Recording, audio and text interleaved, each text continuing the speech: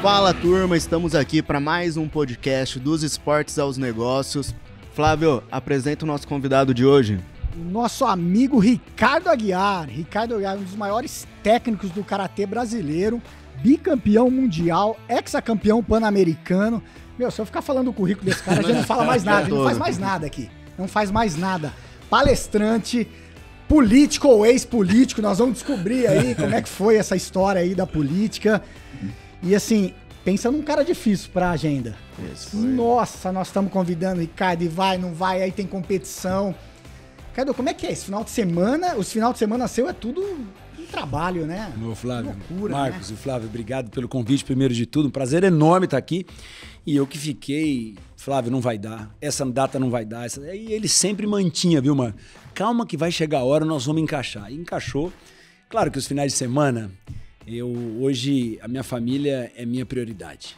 Mas o meu trabalho, ele exige o final de semana. Então acaba que você tem que se planejar nesse sentido. E o planejamento e o calendário saem antes.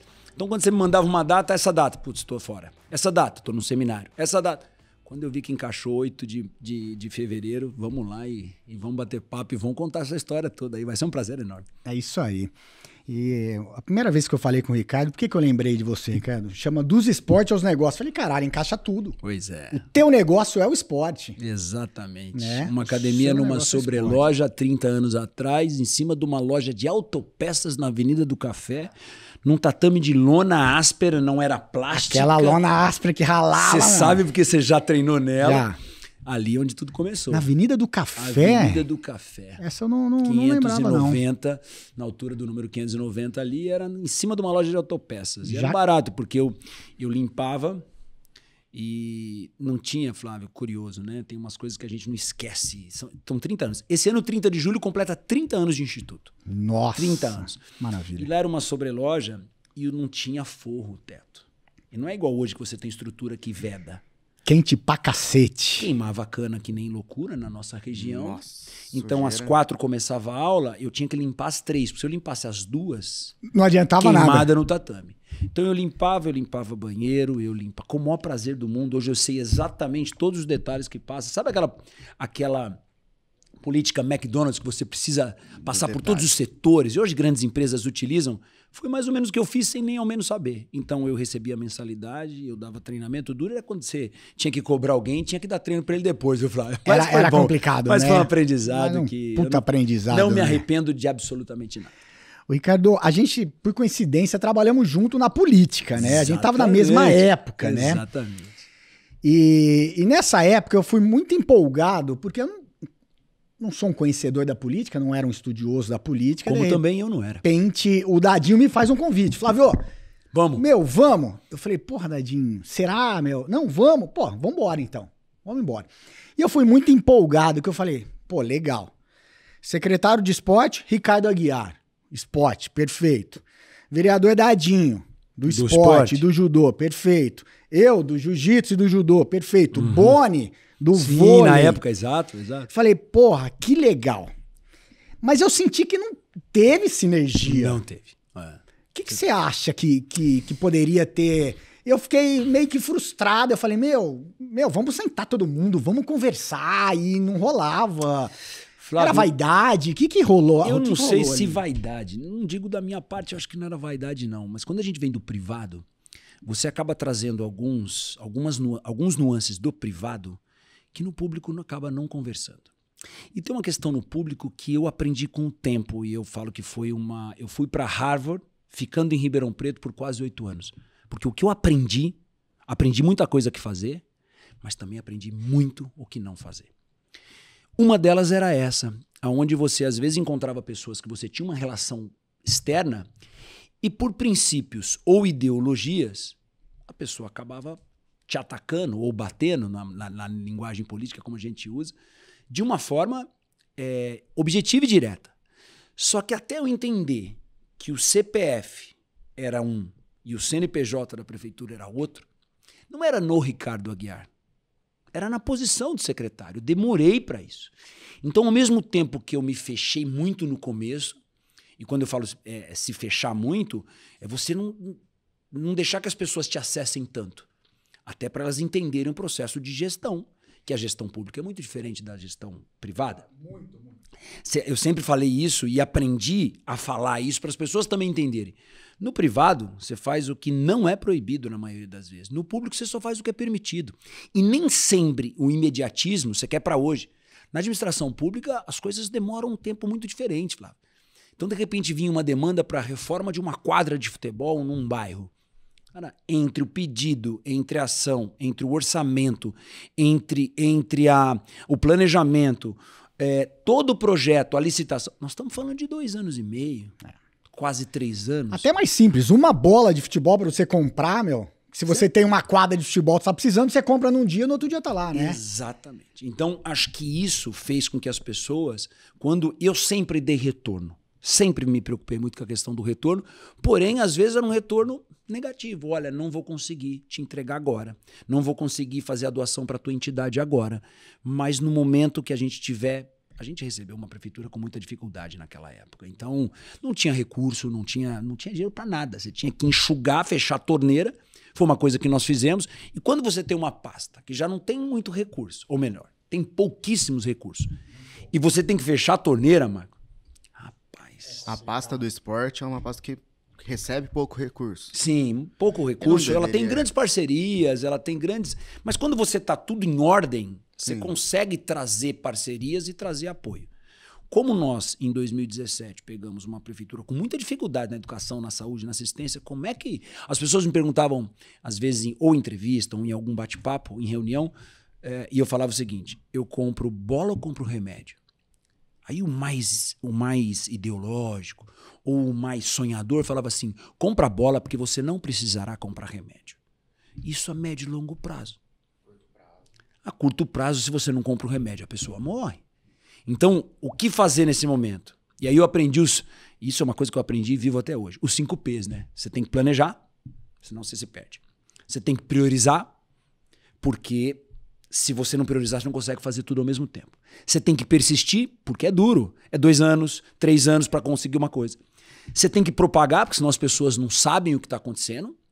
E você tem que perenizar, você tem que deixar legado. E a gente, graças a Deus, deixamos muitos legados, muita coisa boa para o município e que agora a gente torce para que a coisa continue. Ricardo, como é que foi esse convite? Porque eu tinha amizade com o Dadinho, pelo judô. Flávio, vamos.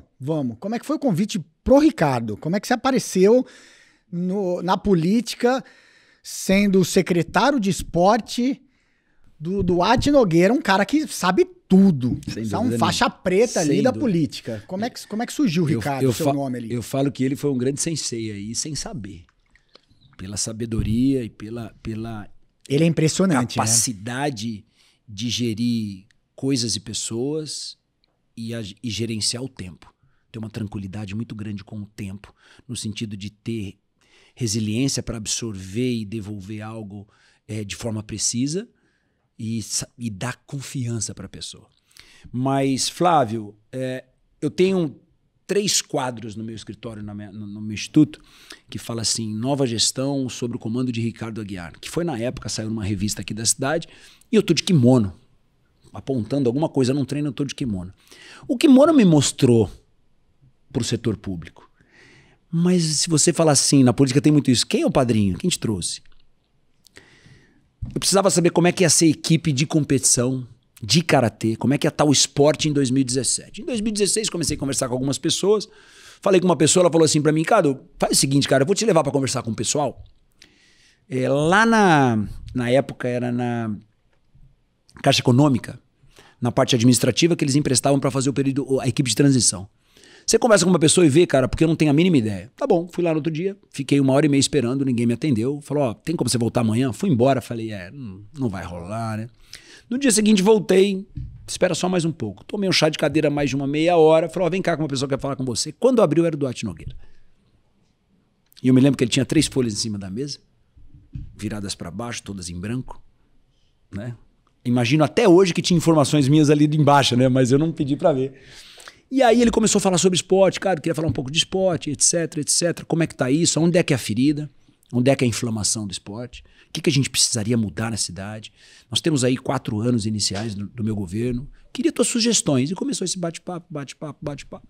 Quase 40 minutos, 50 minutos. Aí eu comecei a falar os problemas. Ele veio pra mim, você não quer resolver isso pra mim? Falei, como assim? O convite. E aí veio o convite. Imediatamente eu falei, prefeito, preciso conversar com a minha família. Eu tinha acabado de receber, Flávio e Marco, uma proposta para trabalhar na Geórgia, fora do país, com um contrato mediante a conquista de medalha de uma equipe de rendimento na Geórgia. Muito legal, um salário excepcional. E aí vem aquela dúvida, e agora? Eu devolvo o que a cidade me deu, eu fico perto da minha família agora, porque eu ia ter que ir sozinho para depois buscar a família, eu não sabia o que poderia acontecer. Você depende de resultado no alto rendimento, se tem resultado ok, se não tem resultado você não renova, eu volto como vai estar. Cara, em 24 horas a cabeça... Falei, posso conversar com a minha família? Pode. Amanhã às 9 você me dá a resposta, porque às 10 eu quero anunciar. Jeito do Duarte Nogueira de ser, que eu admiro pra caramba, porque, cara, não dá... Eu aprendi a não procrastinar na administração pública. Deixar para fazer amanhã, que você devia ter feito ontem. Flávio, não dá tempo mais para tomar decisão, ficar pensando muito para tomar decisão. Deixa eu pegar um gancho nessa conexão claro. Que você está fazendo. Então, no esporte, como atleta e como sensei, a gente tem que gerir equipe. E na partição gestão pública, você também tinha sua equipe para gerir. E o que cada uma te ensinou e o que você conseguiu cruzar para levar para gestão privada? O que você cruzou esses pontos que foi importante na jornada? Ô Marcos, gerir pessoas é uma das coisas mais complexas do planeta. Pessoas é complexa já, né? Porque você é uma variável que você não controla. A gente está num estúdio. Você controla o som, você controla a tela, você controla se tem água ou não tem, mas você não controla o que eu vou falar. A gente vai ao vivo, se eu falar uma coisa que não era para ter falado, cara, você não controla o ser humano. O ser humano é um... Eu costumo falar que isso eu vi e vivi muito na administração pública e no privado a gente vê isso muito, né, Flávio? Eu falo que tem 3 maus do século. 3. O do passado, que é a depressão. Alguma coisa mal resolvida lá atrás de pessoas. Cara, eu não resolvi uma parada quando eu era garoto, eu não resolvi algo no meu trabalho, com o meu cônjuge, com a minha família, e eu tô deprimido em função disso. Eu não resolvi. O do presente, o estresse. O volume de informação, o desespero por as ambições de conquistas a qualquer custo, o dinheiro, enfim, o estresse. E o do futuro é a ansiedade. Como é que vai ser amanhã? Como é que minha empresa vai estar amanhã? Como é que vai estar meu filho amanhã? E se eu não estiver mais aqui, como é que vai ser? Então, essas 3 coisas, e eu tenho uma disciplina muito prática comigo. Disciplina não tem negócio. Você tem ou não tem, Flávio? Você não negocia. Não negocia. Então, eu levei isso, Marcos, para a administração pública. E a arte marcial não tem outra. Ou você tem ou você tem. Não tem mais ou menos. Eu falo que é igual na Bíblia. Pecadinho e pecadão tem na Bíblia? Pecadinho, não tem pecadinho e pecadão, é pecado. Ah, mas você tá comparando matar com mentir? Que é a diferença do... Se você mentir muito, você pode matar alguém, sabia? A diferença do faixa preta e faixa branca, o preto é um faixa branca que nunca desistiu. Nunca desistiu. Arte marcial sabe exatamente disso. Então eu levei para a administração pública muito isso do tatame. Quando me convidaram, claro que o Duarte sabia do meu histórico, ele deve ter puxado toda a minha vida, meu histórico profissional, como é que eu me portava, como é que eu me posicionava. E claro, com o tempo ele foi vendo a minha capacidade de gestão. Eu falo que, e aí vai de encontro com a pergunta que você fez, 90% das grandes empresas hoje, e a gente fala do esporte é um negócio, 90% contrata pelo currículo, 10% pelas relações, 90% manda embora pelas relações. E 10%, como é que faz? Então, você contrata 90% pelo currículo e manda embora a maioria pela relação. As pessoas não conseguem entender que o outro tem uma dor. Mas a minha dor pode não ser dor para você. O que é óbvio para mim, como é que o Marcos não fez isso? Cara, talvez não é óbvio para você. E nem por isso você é ruim e eu sou bom. E eu sou ruim e você é bom. Então, na administração pública, Flávio, e você viveu isso... O sentimento das pessoas, o temperamento das pessoas, eles sobrepunham qualquer tempo. Gerenciar o tempo era muito difícil. Tudo é pra ontem. Porque a dor do munícipe, a dor do cidadão, ela é imediata, cara. Caiu uma árvore na frente da minha casa. Cara, tira essa árvore daqui, pelo amor de Deus. Se demorar 1h30, 2 horas, a pessoa fica louca. Na saúde é assim, na assistência social é assim, na mobilidade urbana é assim. Tudo a gente quer para agora. O imediatismo deixa a gente maluco. Mas foi uma coisa que eu aprendi a gerir de uma forma com muita serenidade. E foi a disciplina. Muito joelho no chão, viu, Flávio? Muita oração. Fechava meu gabinete, oração. Poucas pessoas sabem. As pessoas que trabalharam, assessores que trabalharam mais próximos de mim, sabiam. Preciso de 15 minutos. Fechava a porta, joelho no chão, oração, oração. Jejuava. Para que Deus me mostrasse, porque às vezes a pessoa vinha com uma dor que não era dela. Ela talvez era agressiva com você naquele momento. Cara, mas não era o Ricardo. Era a posição, Flávio. A gente viveu isso junto. Você viveu uma atmosfera de Câmara Municipal em Ribeirão. Forte, intensa, com decisões difíceis. E às vezes a pessoa estava ali e não era o pessoal. Quantas vezes eu ouvi, Ricardo, não é pessoal, tá? Quantas vezes? Pegando nessa parte que você falou da contratação, do currículo e da relação, se a gente pegar o maior líder, que foi Jesus Cristo, e a gente pegar, ele fez 12 contratações. E a gente pegar, não eram os melhores na época, muitas vezes. Muito pelo contrário. Pelo contrário, era até os medianos ou piores, e ele contratou por relação. E esses 12, não deu certo ali, mas eles tornaram um negócio que torna até hoje, é o maior negócio até hoje. A gente mostra e traz isso pra gente pensar. Cara, será que eu devo contratar só por currículo? Será que eu não tenho que olhar princípios? Será que eu não tenho que olhar relações? Como que é essa pessoa na rua? Como que ele cumprimenta o porteiro, o zelador? Ou ele é só uma pessoa que só quer status? E hoje eu vejo muitas vezes na empresa, que é o que você falou. É contratar o cara da Harvard, USP, é o melhor, que teve as maiores notas. Só que muitas vezes essa pessoa não tem um princípio básico.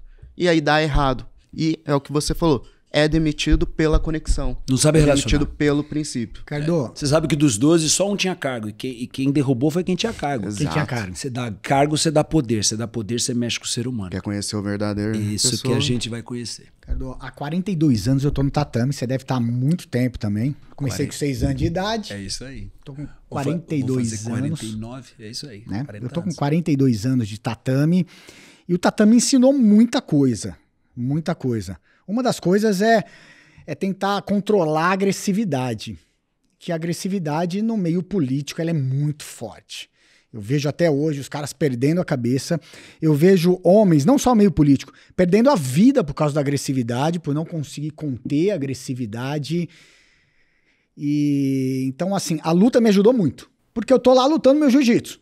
Se eu perco a cabeça, eu vou perder a luta. Sem dúvida. Tenho que estar ali concentrado no que está acontecendo. O que você usou do seu conhecimento direto na política? Você chegou como faixa branca e saiu como faixa preta?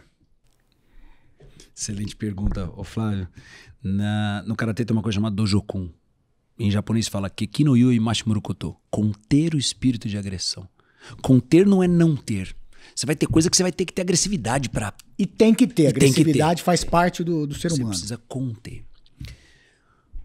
Eu costumo dizer o seguinte, eu não vou fazer nada pra você o que eu não gostaria que você fizesse pra mim, ok?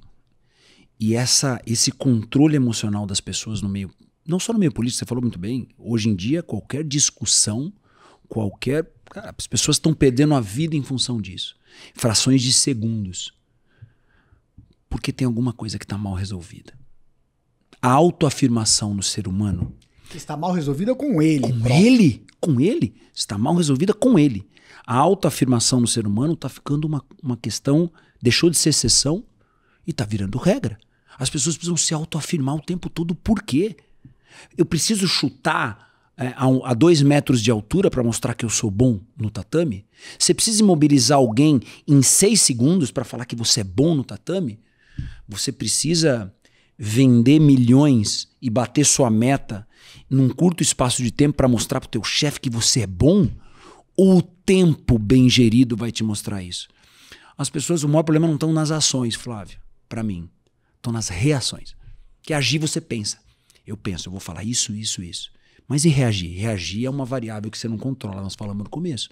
Você me dá aqui uma pergunta dessa, dependendo da forma que eu reagir, eu já perdi o controle. Você teve algumas reações que você mudaria naquele momento ali? Nenhuma. Nenhuma. Absolutamente nenhuma. Todas. Passei por momentos muito desconfortáveis no meio.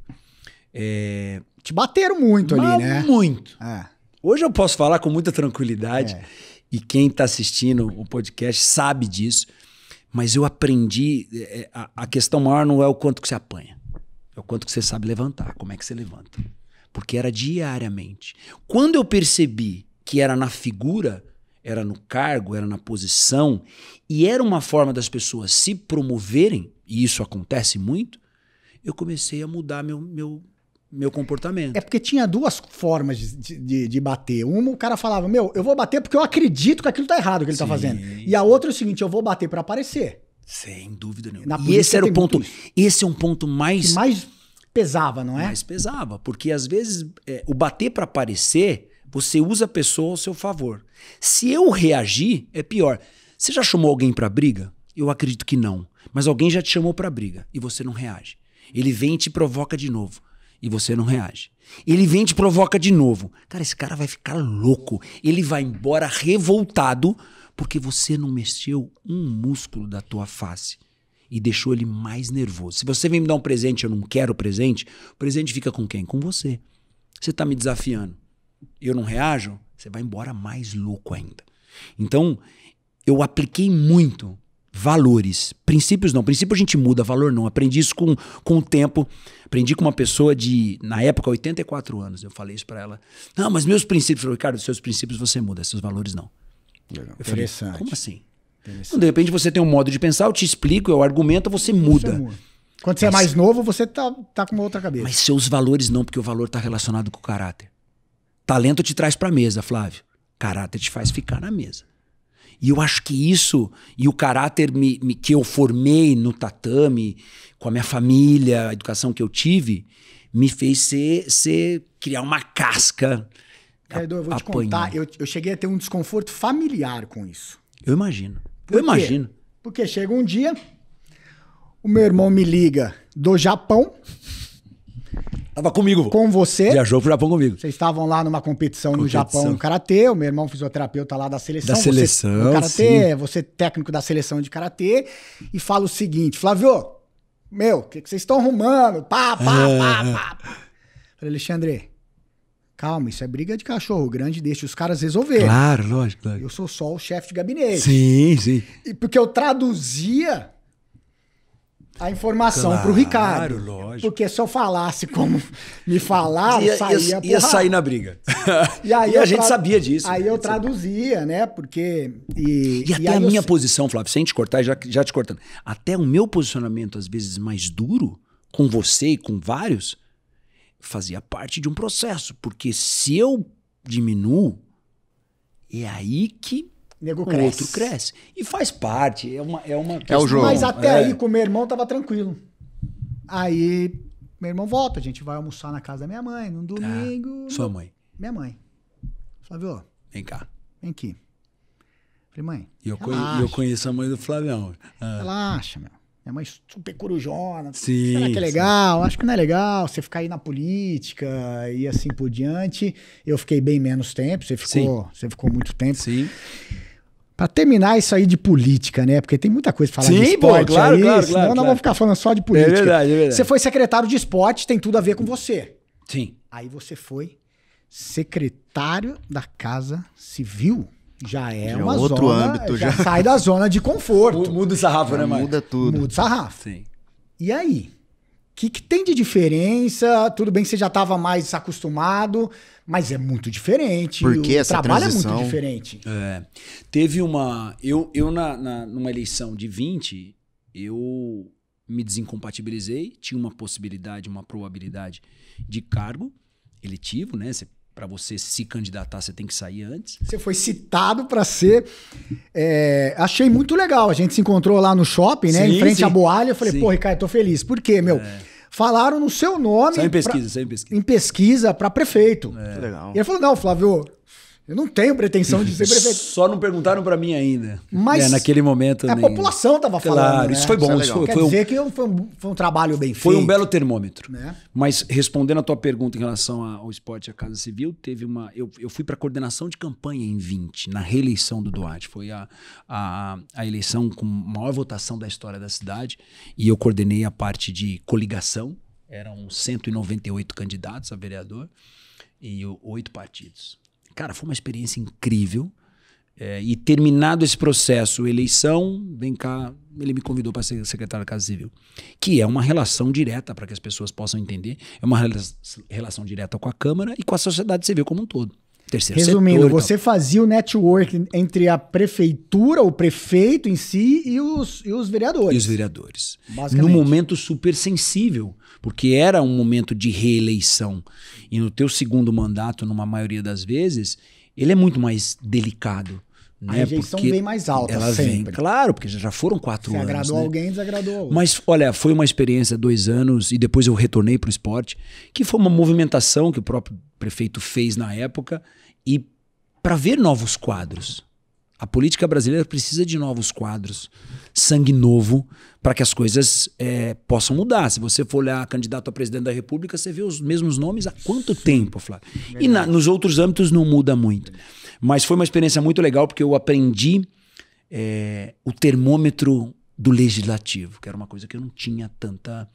E foi muito... Aprendi demais. Não me arrependo de absolutamente nada. Todas as relações e todos os projetos importantes que eram votados, nós tivemos 2 projetos negados, um retirado e um negado nesses 2 anos. Então, com mais de 400 projetos aprovados. Foi muito legal, mas, claro, você muda a relação completamente, que você compara com o esporte. Melhorou sua relação com... Melhorou minha relação e eu melhorei enquanto pessoa. Enquanto gestor, eu melhorei muito. Sabe por quê, Ricardo? É engraçado, né? Eu tenho uma academia e na RP Fitness eu tenho a parte de tatame da luta, jiu-jitsu, boxe, muay thai. Eu tenho a sala de musculação, eu tenho spinning. Vários setores. E o que mais me dá trabalho é a sala de musculação. Flávio, mas por quê? Por que o aluno da musculação me dá trabalho? Simples, ele não tem relação nenhuma com a gente. Eu não sei o nome do meu aluno de musculação. O meu aluno do tatame, eu conheço ele pelo nome. Igual você conhece o seu aluno pelo nome. Então, aumentando a sua relação, eu costumo falar para os meus professores, tem que ter relação. É relação que faz a pessoa melhorar. Né? Você quer ser... A relação que fica, né? Se você quer ser lembrado, você tem que ser memorável. Tá na memória das pessoas. Sem dúvida. Você não pode mudar ele só fisicamente. Ah, ele tá aqui para melhorar fisicamente? Vai correr na rua que ele melhora também. Tá? Melhora ele como pessoa, né? Então, assim, a relação que a gente tem com aluno e tatame fica muito mais fácil do que relação com o aluno da musculação. Sim, mas ela é às diferente. vezes eu quero bater nele, aí minha agressividade segura ali, né? E tá mas ela ainda é diferente porque você é o proprietário da academia, eu sensei.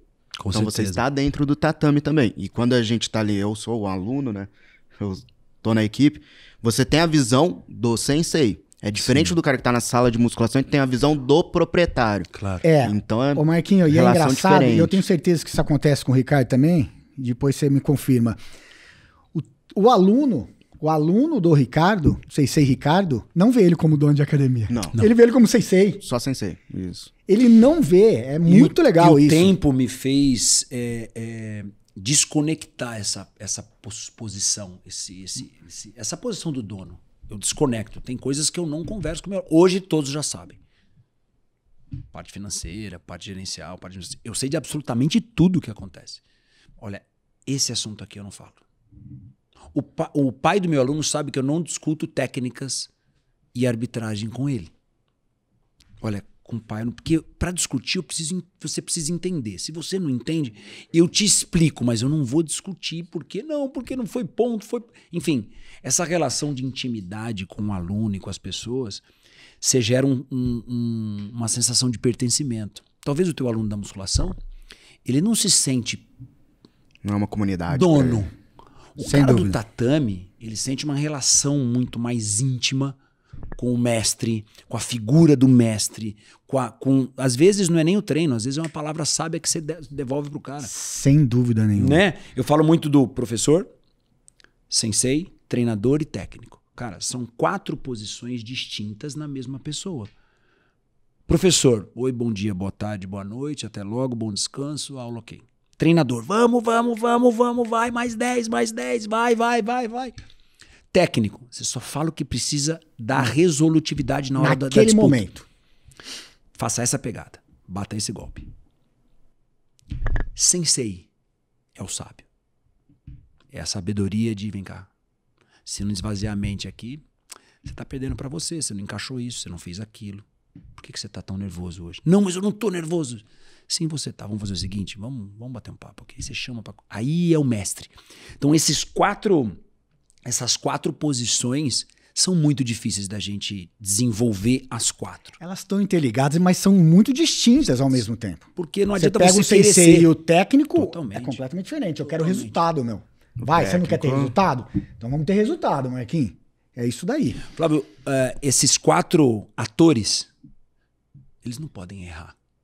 Porque o aluno chega ali numa sensibilidade e numa carência.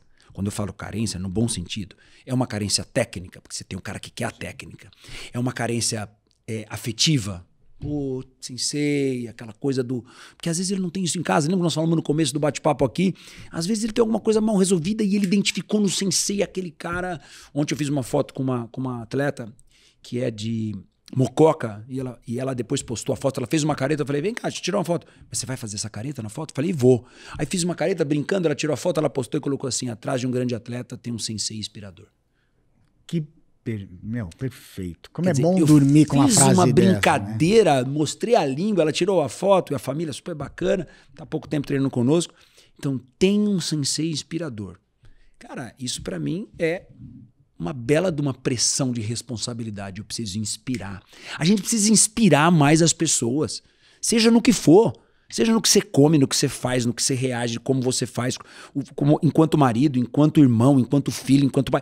Cara, a gente precisa inspirar as pessoas. A gente tá carente de grandes inspirações. Essa é a missão. É a missão, você falou, é a missão do professor. Ser inspirador. Você falou de Jesus Cristo com os 12 apóstolos. Você quer uma figura mais inspiradora do que Jesus? Estamos falando dele até hoje. Exemplos. O que fez, o que fizeram com ele. Eu não estou falando de religião, por favor, não é religiosidade. Mas eu creio. Então, isso é prático. Eu sou uma pessoa que... Como que Deus entrou na sua vida, Ricardo? Desde criança você teve isso? Porque eu sempre tive, sempre acreditei, né? Mas agora, ultimamente, os últimos 2, 3 anos, ele vem muito forte pra mim. Ele vem muito forte. Ele sempre teve forte. É você que não tinha percebido. Não, sem dúvida. Não, eu não conseguia visualizar. E hoje eu vejo que muita coisa que aconteceu comigo, ele tava ali. Puta, olha o que aconteceu, que loucura, meu. Eu não entendia. Como é que você começou a entender que Deus vem muito forte na tua vida, ele que comanda? Como que foi isso? Eu sou neto de ministra de igreja católica. Minha família toda sempre foi da igreja católica. E aqui eu não estou aqui falando de doutrinas, tá? Estou só contando uma história.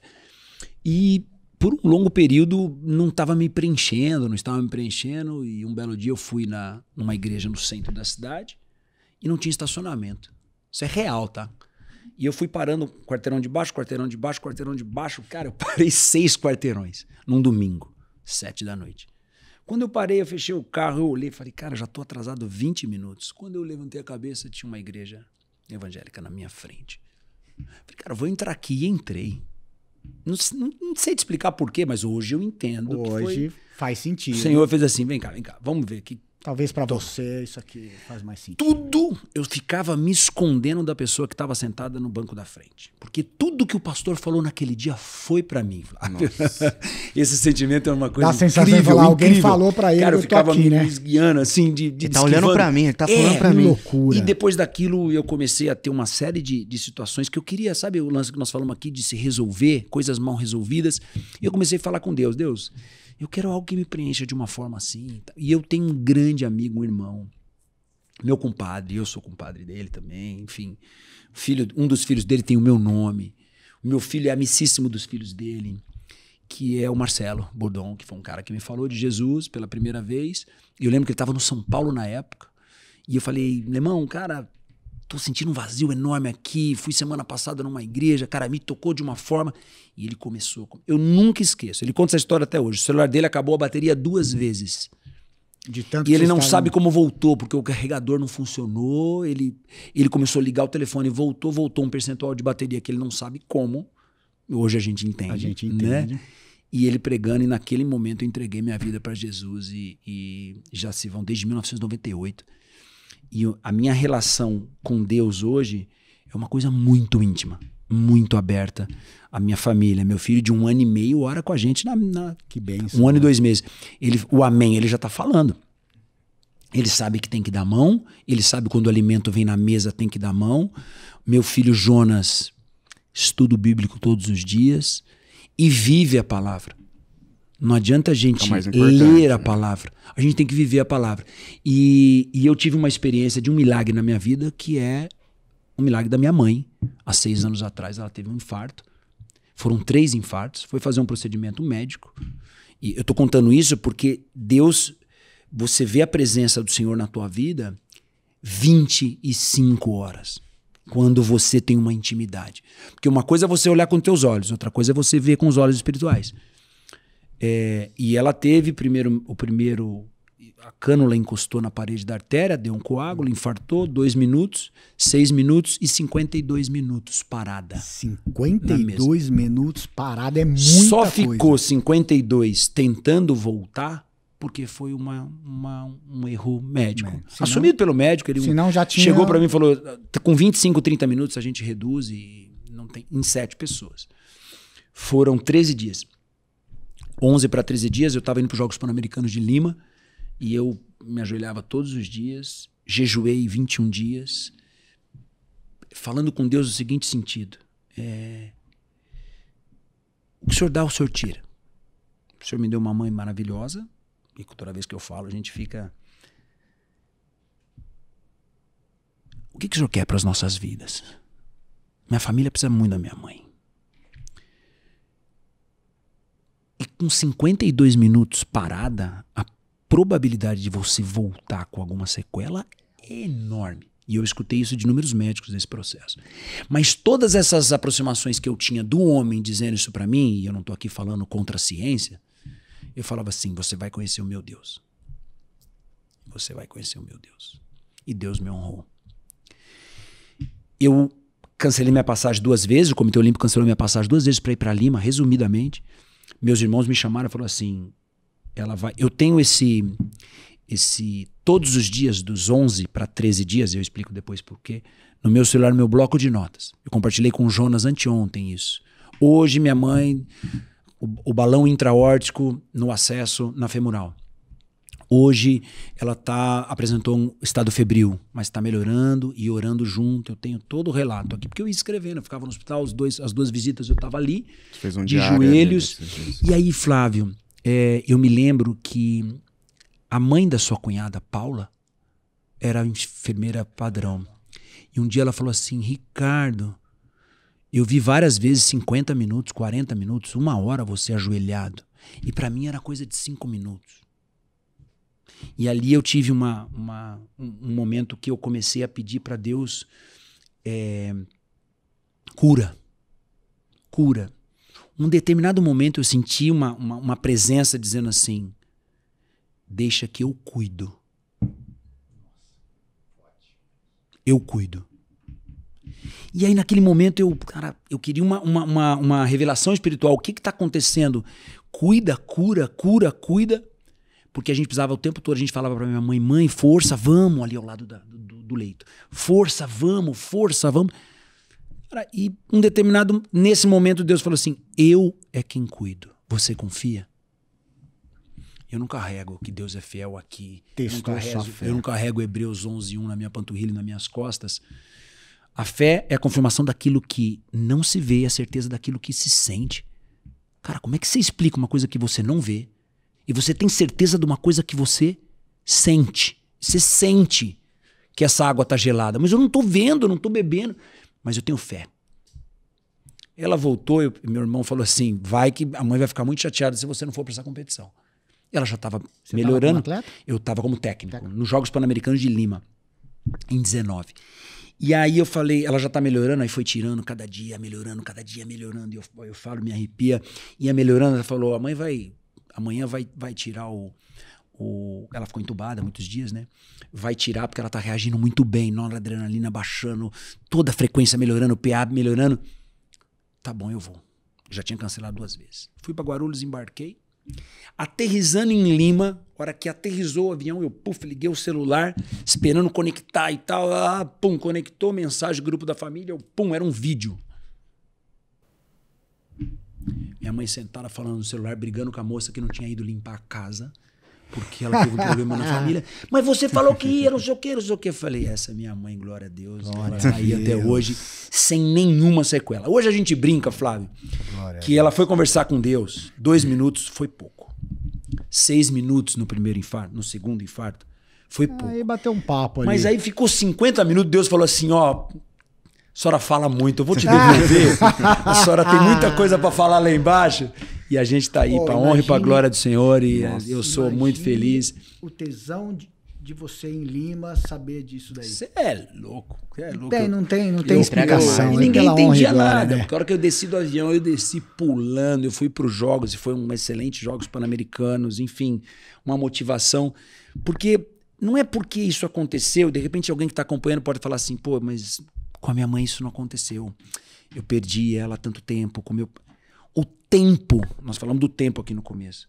Quando você entende o valor do tempo para Deus, você sabe aproveitar as coisas de modo diferente. Eu fiquei na administração pública quase 8 anos, trabalhando como técnico da seleção, gerindo meu instituto, dando palestra, viajando para competição, evento em São Paulo, evento aqui, aquela loucura que você sabe como é. E eu não sei como é que eu dei conta. Hoje, e esses dias eu aceitei... Se parasse para pensar, talvez não faria metade. Eu aceitei um desafio esses dias, Flávio, nas minhas redes sociais, numa live que eu fiz com um treinador peruano. Ele falou assim, vamos gravar 24 horas do nosso dia? Vamos. Foi anteontem, cara. Das 6 da manhã às 9 da noite. Na hora que eu cheguei em casa, eu falei, gente, que loucura, como é que eu tô fazendo tanta coisa? Mas eu acordo, eu faço café para minha família, eles descem, parece café de hotel, mas todos os dias, Flávio. Meu filho vem alegre, vambora, levo na escola, volto, vou malhar, volto, faço minhas coisas administrativas no instituto, volto. Eu faço almoço todo dia, Flávio. Sabe quem me falou desse desafio? Nós temos uma amiga em comum, que é a Érica Nemoto, né? Érica? Olha só. A Érica é físio, né? Físio, sim. Eu lembro de você, a minha primeira clínica foi a clínica postural, ela trabalhava lá, e eu lembro de você antes de competição, ela, dor nas costas e tudo mais. E eu falei, Érica, beijo, Érica, seguinte, vou conversar com o Ricardo aí. O que você tem de informação aí dele? Saber, vocês se conhecem desde criança, a vida inteira. A mãe da Érica trabalhou com a minha mãe muitos anos e tal. Ricardo, você fala muito de família, você gosta muito de família, e aí um dia eu chego na clínica do meu irmão, você tava lá, ele te dá tchau assim, falou, chefe. Aí eu falei, chefe, Alexandre? Por que chama ele chefe? Pô, porque ele é chefe de cozinha. Aí, ninguém sabia dessa Eu falei, porra, chefe de cozinha. Porque eu falei, de esporte todo mundo já sabe. Eu queria umas informações. Aí eu lembrei, é verdade, fui chefe de cozinha. Você participou de um reality junto com o Samuel. Um abraço pro Samuel. Samuel eu vejo sempre na Boali. Puto, cruzo com ele sempre aí. Ele tem carteirinha, já tem carteirinha VIP lá, não? Já tem que ter. Não tem, mas tem que ter. Tá cuidando da saúde como nunca. Tá voando, meu irmão tá voando. Beijo. E o Samuel tem uma historinha rápida aqui dele, saindo de assunto, TDAH tem isso, vai saindo de assunto, desconectando. Mas isso é bom demais. E aí, um dia minha esposa falou, aquele cara tá olhando ali pra você, né? Falei, deve ser cliente aqui, né? Tudo bem e tal. Aí no outro dia, como é que tá a comida? Tudo bem e tal, tudo certo? Tudo bem. Aí, vou pro meu casamento, o meu irmão fala assim, Flávio, Samuel vai sempre lá na Boalha mesmo. Ele falou que ele sempre vê com você, conversa com você, mas eu acho que ele não lembra que você não lembra dele. Eu falei, puta que pariu, Samuel. Aí no outro dia eu falei, porra, Samuel, desculpa, mas associado você. O Zuckerberg fala que entre você e o Papa tem 7 pessoas, eu já acredito que tem 4, tem menos. Isso é impressionante. Impressionante, né? Impressionante. Aí você foi no Cozinheiros em Ação. Cozinheiros em Ação. Da GNT. Na GNT. Qual que foi essa experiência, Você tá cozinhando junto com teu irmão. Eu assisti 1 ou 2 episódios. E eu vou te falar, foi o cozinheiro que mais reprisou. É mesmo? Eu não ganhei um tostão nessas reprises aí. Eu devia ter pedido os royalties da minha imagem. Meu, que experiência, cara, né? foi uma loucura, porque eu tinha um assessor de imprensa na época. O primeiro dinheirinho que sobrou, eu contratei um assessor de imprensa que eu precisava de alguém pra falar de mim. Você fala de você é péssimo, né, Flávio? Não faz sentido. Eu sou bom. Cara, ridículo isso. Eu costumo falar o seguinte, quando você fala de você não é legal, se a sua mãe fala de você, tá tudo certo. Exato. Mas se um cara da Rússia fala de você, você fala, é cara... diferente. É outra história. É outra história. Mais longe, maior credibilidade. Vai ter um reality show de cozinha. Você não se inscreve, você gosta de cozinhar? Aí eu tinha feito uma pra IPTV aqui, eu ia pra uma competição, pra Espanha, o cara falou, cara, não aguento mais falar de karatê. Cara, por favor, me dá uma... Cara, eu vou pra Espanha, eu vou falar de paeja, então. Falou, você cozinha? Falei, eu cozinho. Você cozinha uma paeja? Cozinho. Então vamos fazer um especial? Vamos. Sábado, deu 7 minutos e meio num programa que foi pro ar da Globo, da afiliada da Globo aqui em Ribeirão. Cara, e deu um ibope danado. Puta, fiz a paeja pro cara. Ficaram até 6 horas da tarde em casa, comeram, que não lembro do câmera, ele comeu tanta paeja. Comeu pra caramba. E pô, isso, paeja é uma delícia, E eu tinha né, esse vídeo, E eu tinha esse vídeo. Ele falou, se inscreve, tem que gravar um vídeo. Eu falei, vou gravar nada, cara. Já vou mandar esse aí. Ctrl-C, Ctrl-V, pum, mandei. Uma semana depois me ligaram. Só que eu mandei junto e mandei pro Masterchef, pro 2. Tá. Legal. A hora que a gente terminar eu te mostro aqui. O e-mail eu tenho até hoje do Masterchef, porque eu mandei pros 2. Fizeram uma entrevista por chamada, depois fizeram uma segunda, pum, você tá no Cozinheiros em Ação. E o tema é família. Você precisa levar alguém da família, todo mundo vai levar alguém da família. Meu irmão gosta de cozinhar. Vambora? Demorou. Como assim, cara? Cara, nós vamos pra São Paulo com data pra ir, sem data pra voltar. Você começa cozinhando junto. Um cozinha, o outro cozinha. Se os dois forem bem, você continua. Depois de um determinado programa, você... cada um por si. Cada um pro seu lado. 13 episódios, eu fiquei 11.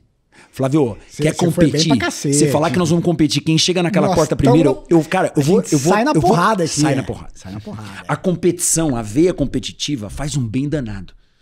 Ah, mas competição faz bem. Se você tá com dificuldade de fazer dieta, vai competir alguma coisa, você vai melhorar a tua dieta. Você tá com compete alguma coisa, qualquer coisa que seja. Porque você cria, você coloca uma cenoura lá na frente que você tem um objetivo. E às vezes você tá competindo com uma pessoa que ela nem sabe que você tá competindo com ela. Você tá doido, eu sei que tinha dia lá que eu olhava a hora que a gente entrava no estúdio, a gravação era de formato ao vivo, das 7 da manhã às 7 da noite. Microfone aqui, cara, você ia no banheiro, você falava, pô, não tô aguentando o Flávio lá, cara, ele pegou, fui pegar 2 cebolas, ele pegou uma, aí o cara, a hora que vinha, você tá meio indisposto com o Flávio? A gente não sabia. E eu comecei a fazer um paralelo muito grande com o tatame. A resiliência do tatame, a cozinha você não pode errar, um detalhe que você erra no prato e tal. No terceiro ou quarto episódio, eu cheguei pro suíte, onde você chega cheio de câmera, diretor e tal, e você bate aquele papo do que aconteceu no programa, no dia. Falei, eu tô um pouco cansado de ficar filosofando aqui, falando do tatame. Ela falou, Ricardo, se você tá líder no Twitter no Brasil, você e o seu irmão, se você parar de falar disso, você pode ir embora, você já é um personagem. Legal. Aí eu falei, caraca, essa parada calma aí, um sério negócio diferente. E eu levei uma camisa da seleção pros apresentadores. Depois eu vou te mandar isso. Com essa cara de Falcão que você tem. Pois né? eu falo que o futebol Falcão. é o mesmo, a diferença é o quinto dia útil, mas também não é tanta diferença assim, cara. Eu sei que eu levei a camisa da seleção de karatê e eu, no final das contas, dei um soco parando a meio centímetro de distância ao vivo, no meio de um episódio, do 6º ou 7º episódio, num dos jurados que só batia na gente, porque é um personagem. Nossa, personagem também. Ô, Ricardo, você tem um negócio, o Olivier Anquier, que era o apresentador, Olivier. você tem... Olivier, você tem um negócio... E o cara mais doce. Não, né? aí ele falou assim, você tem alguma coisa pra nele. mostrar? Eu falei, eu tenho, com ele. Me chamei. O Ivan Ascar, beijo pro Ivan, chefe renomadíssimo, aprendi demais com esse cara, mas ele era o cara que, pelo amor de Deus, isso aqui tá péssimo. Eu fiz uma rabada um dia que não tinha muito molho, rabada meio fit, linda. Ele olhou, isso aqui não tem cara de rabada, cadê o molho, cadê o cheiro, cadê o óleo da rabada? Então ele era o cara que fazia isso. Falei, eu te mostro um golpe. Flávio, era tablado no estúdio. E veio na hora esse insight? Na hora, porque o Olivier falou assim, Ricardo... Porque eu levei a camiseta pra entregar, eles ficaram aqui um dia gravando várias coisas da minha vida. Quando eu cheguei no programa, eu levei a camiseta e falei para entregar em off. Não, entrega ao vivo. Entreguei. O Olivier deu a deixa, eu falei, agora é a hora. O meu objetivo ali era falar da minha vida pessoal, mas também falar do karatê. Enquanto técnico da seleção, enquanto ex-atleta e tal. Me deu a deixa. E o programa foi péssimo, todo mundo cozinhou mal, Flávio. E no final foi um espetáculo. Então foi uma experiência muito bacana. A cozinha, e aí vem a coisa do bem comum, Flávio. Cozinhar é uma das coisas que mais satisfazem as pessoas. Você quer me deixar feliz? Deixa eu na cozinha quietinha, que eu vou receber vocês lá em casa. Aí eu começo. Aí hoje eu faço um pouquinho diferente. Eu deixo só pra finalizar a hora que a pessoa chega. Senão, cara, eu fico 2 horas cozinhando. 2 horas a pessoa e eu gosto do sofisticado, mas gosto do dia a dia. Eu curto. Eu fiz esse um dia inteiro do desafio. Eu fiz um frango com laranja. O que eu recebi de mensagem? Ninguém me falou muito do dia, mas o que eu recebi de mensagem por causa do frango com laranja, que o ácido da laranja no frango. Enfim, cara, a hora que eu olho a pessoa, olha. Hoje eu sou sextudã. Minha escola faz 30 anos de história. Sextudã, hein? 12 anos na seleção como técnico. Fiquei 10 como atleta. São 22 anos representando meu país. Com uma escola em Ribeirão, com 200, 300 pessoas treinando regularmente, graças a Deus. Mas, cara, impressionante se você falasse assim, qual que é a tua cenoura? A minha cenoura é fazer bem comum. As pessoas estarem satisfeitas com o que eu estou fazendo. Então, eu malho todos os dias, 6 da manhã. Eu tenho uma autoimune, uma doença autoimune chamada espondilite anquilosante. É um enrijecimento de algumas articulações e um processo inflamatório meio que mais, vamos dizer, exagerado do que uma pessoa que não tenha. Eu mesmo aplico uma injeção uma vez por mês na minha barriga e cuido dessa autoimune. Ela não tem cura, mas você consegue controlá-la. Em exercício, ela melhora. E eu preciso malhar para cuidar das minhas costas. Eu tenho 5 hernias de disco. Aí você tá em casa falando assim, pô, cara, você tá cheio de problema. Eu tenho 5 hernias de disco desde 20 anos de idade. E aí eu brinco que são 5 hérnias, 2 são torácicas. A cada 1000 torácicas, uma é anterior. Eu tenho uma torácica e uma anterior. Já que é pra ter, tem direito. Já vai ter tudo. Já. Então, por que eu tô falando isso? Porque se eu não cuidar da minha saúde... E graças a Deus você tem, senão talvez você relaxaria a musculação. Exatamente. Então, se eu não cuidar da minha saúde, eu sei que eu vou ter dor. Se eu não malhar e botar meu kimono e treinar, como é que eu vou dar exemplo pro meu aluno? Falar é muito importante com a sabedoria que a gente adquire com o tempo. Mas se você mostra e demonstra, enquanto eu puder, minha perna vai continuar subindo. E bem, porque eu preciso... a gente precisa viver o que a gente fala e falar o que a gente vive. Às vezes a gente fala muito e não vive aquilo. Você tem que se alimentar bem, você tem que fazer isso. A hora que você senta... Acontece muito na internet hoje. O cara vender fumaça. Isso aqui é uma loucura. O cara que vende como você ficar milionário e nunca foi milionário. Não sabe nem como ser milionário. Nada contra os consultores. Tá tudo certo. Mas tem muito consultor que nunca vivenciou. Fala mal do consultor, não, pelo amor de Deus. Pelo amor de Deus. Eu tô dizendo... Não, mas... Quando eu digo consultor, Marcos, assim, às vezes o cara é consultor, ele vai dar consultoria para uma empresa de como sair do buraco. Ele tem a questão teórica, ele estudou para isso, nunca saiu do buraco de uma empresa. Mas ele nunca viveu o buraco. E nunca, às vezes, não teve empresa. Eu conheço vários consultores de construção de empresa que não teve empresa. Cara, o que você tá ensinando? Você não teve. Chega um momento, tá tudo certo, ele pode ajudar, mas chega um momento que... Ô Flávio, encontro de casais... de quem não é casado. Mesma coisa. Perfeito. A pessoa não vive. Eu falo que a gente tem que viver o processo. E eu separo essas 3 coisas. Eu queria tô falando muito, né, cara? Não, pode falar. Isso aí. Você tá aqui pra falar. E o processo é a coisa mais dura da nossa vida. Processo. Pra mim tem processo, propósito e promessa. 3 P's. Eu falei que eu aprendi com o Duarte 5 P's. Eu tenho os meus 3 P's. Processo, propósito e promessa. Processo, cara, é o áspero, é o duro, é o dia a dia, é o estudo, é a faculdade, é o começo do emprego, é o perrengue pra comprar o primeiro carro, é o financiamento, é a dívida, cara, é o processo. A gente sabe que o processo cria casca. Só que você tem um propósito. E se você tem um propósito, o processo faz sentido. Se você não tem o propósito, procure um. Agora, a promessa vem de Deus. Então, a tua intimidade com Deus vai te dar olhos para entender que o processo e o propósito têm sentido. Se você não entende o processo, é porque você não tem propósito. O teu aluno quer ser campeão do mundo de jiu-jitsu. O cara quer ter êxito na empresa dele. Ele vai passar pelo processo. É investimento, é suor, é dor, é isso. Ninguém evolui sem dor, Flávio. Não existe. A dor evolui a gente. Ricardo, você está falando de processo. No jiu-jitsu, infelizmente, eu acredito que no karatê também, a pessoa ela chega lá no jiu-jitsu e ela fala o seguinte: eu quero ser faixa preta. eu quero ser faixa preta. E ele consegue ser faixa preta. Pô, ele tá ali, média de 8, 9 anos, de 8 a 10 anos, ele chega à faixa preta, porque é treino. Sim. Uma questão de treino. Aí ele pega a faixa preta e para. Aí eu falo pra ele o seguinte, se você não curtir o processo, a faixa preta não é o final. Eu demorei mais ou menos 8 anos pra pegar a faixa preta do jiu-jitsu, e eu já tenho 16 anos de faixa preta. Quer dizer o quê? Quer dizer que em 16 anos eu não aprendi nada de novo? Não, eu aprendi coisa pra cacete. Eu aprendi mais na faixa preta do que até chegar a ela. Porque tua visão muda, né? Porque a visão muda. É a história do processo. E aí nós temos outra coisa em comum, né?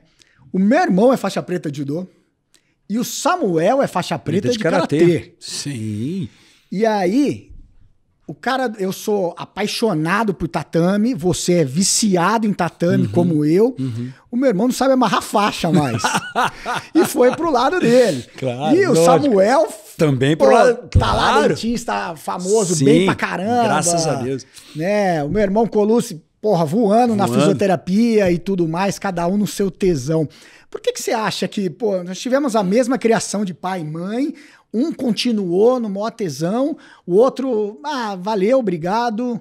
Eu, por exemplo, eu ia jogar bola, era ruim pra cacete. A minha canela é desse tamanho, imagina eu jogando bola. Só que em compensação, minha canela é desse tamanho. Quando eu ia pro judô, ajudava pra cacete. Lógico. Você foi pro futebol, eu lembro, você chegou a treinar no Botafogo. Sim.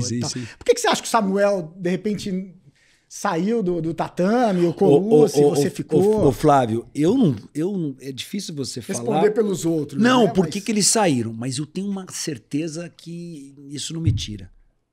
Se você vira faixa preta no tatame, você vai ter sucesso em qualquer lugar que você for. Você falou do seu irmão, renomadíssimo na fisioterapia. Nós falamos do meu irmão, os dois, ambos faixa preta, um no judô, um no karatê, renomadíssimo na odontologia. Cara, a arte marcial como tal, quando bem orientada, ela te dá uma capacidade de se reinventar, de se reerguer. Às vezes até inconsciente. Total, na maioria das vezes maioria inconsciente. Eu escuto muito dos pais dos meus alunos, às vezes, assim, não, porque eu falei pra ele, enquanto ele não me der a faixa preta, não vem desanimar não, porque ele não vai parar. Não é esse. Ela não está entendendo o processo. O processo é esse. Hoje eu tenho uma quantidade mais enorme de ex-alunos que voltaram a treinar porque foram fazer faculdade, foram trabalhar, bem-sucedido, médicos, engenheiros, vários, que voltaram a treinar porque hoje tem tempo, hoje tem mais condições, já tem sucesso nas suas áreas e voltaram a treinar por hobby e não quando o garoto que fizeram isso. Então, assim, por que eles pararam? Acho que a vida levou eles para outros rumos. Mas pode ter certeza que o sucesso deles na fisioterapia, na odontologia, eles levaram valores do tatame, valores da faixa preta, que você não entende enquanto você recém chega na faixa preta. É o tempo. Eu falo que o ano passado eu fui para 6º grau, 6º Dan. Cara, eu treino todo dia. Tem coisa que aí eu paro nesse entendimento, por que não é assim? Estou falando do ponto de vista técnico. Agora, do ponto de vista de sabedoria e de conhecimento, todo dia você está aprendendo. Não adianta. Quem acha que já zerou o pote zerou o game, pode morrer. Começa de novo, vai embora. Exatamente. Ricardo, a gente está indo para nossa reta final e eu queria que você olhasse ali para a câmera e deixasse um conselho para quem quer ser campeão no esporte. Deixa eu fazer uma pergunta antes. Mano, eu sei que nós estamos com o tempo ali bem justo. Ricardo, já treinei mais de 100 alunos, né? Centenas de alunos. E eu falo para ele o seguinte: eu não quero competir. Você tem que competir pelo menos uma vez. Eu estimulo meu aluno a competir pelo menos uma vez, para ele sentir um friozinho na barriga, para ter essa vontade de melhorar. Só que a geração hoje está competindo cada vez menos. Sem dúvida. Né? O que você fala pro seu aluno? Você também estimula ele a fazer pelo menos uma coisinha ou não? Tá tudo certo? Eu sei que tá tudo certo. Eu tenho gente que treina bem pra cacete. Se fosse pra uma competição, ele atropelava. Mas não gosta. Mas ele não curte. Cara que não tem um espírito. Mas ele já foi uma vez pra falar, não gostei. Eu tenho um cara que é fenômeno. Ele fala, não gostei.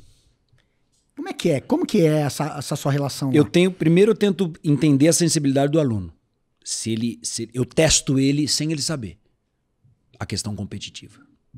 Se eu percebo que ele reage, aí eu chamo. Vai ter uma competição, o que você acha? A primeira impressão é uma mais, né? Você está treinando muito bem, seria muito bacana, porque a competição tem algumas coisas que a gente só entende participando. Tem aluno que, quero ir e nunca mais para. Tem aluno que, sensei, competição não me... Eu tenho 5% dos meus alunos que competem. É muito pouco, muito né? pouco mesmo. Mas o marcial é para a vida toda. A medalha perde o brilho. Sim. Mas a competição, falei aqui no começo, né? A competição muda conceito. Por isso que eu também concordo com você, que a gente tem que vivenciar a competição.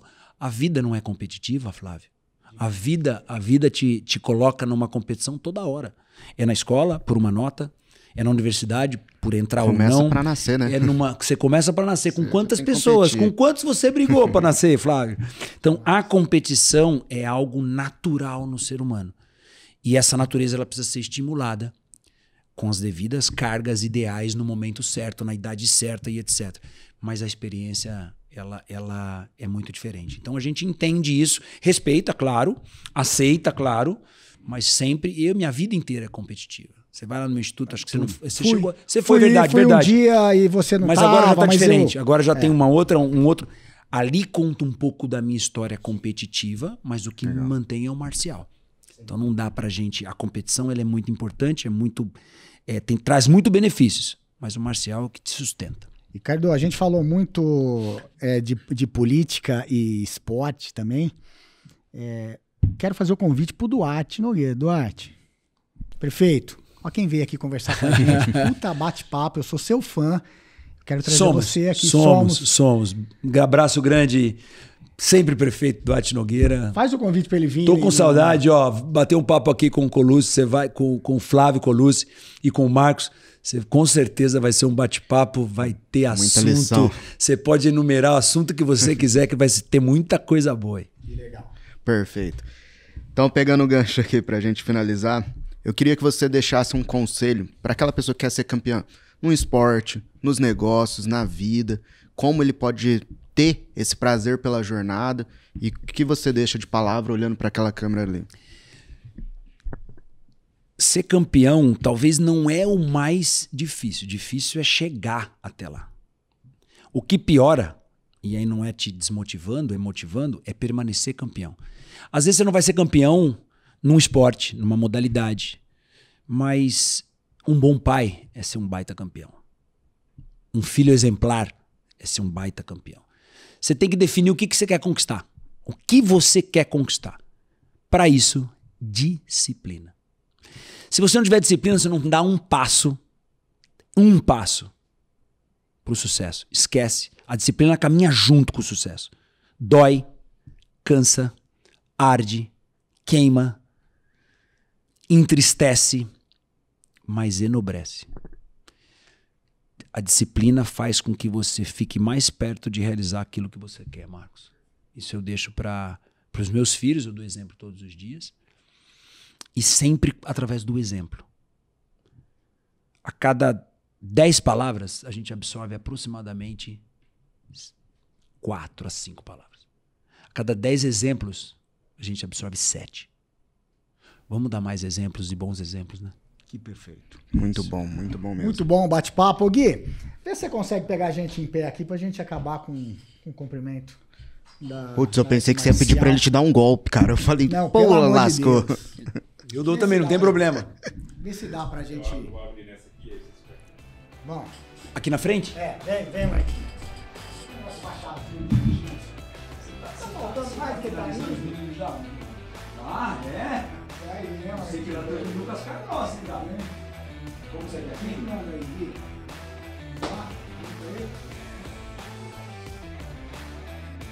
Ó,